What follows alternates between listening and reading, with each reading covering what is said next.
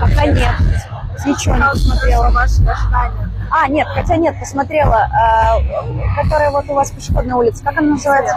Советская, очень красивая. Нет, на самом деле красивая такая, европейская, мне показалось. Завтра мы поедем на Брестскую крепость. Впервые в Бресте. Интересно, все-таки историческое место.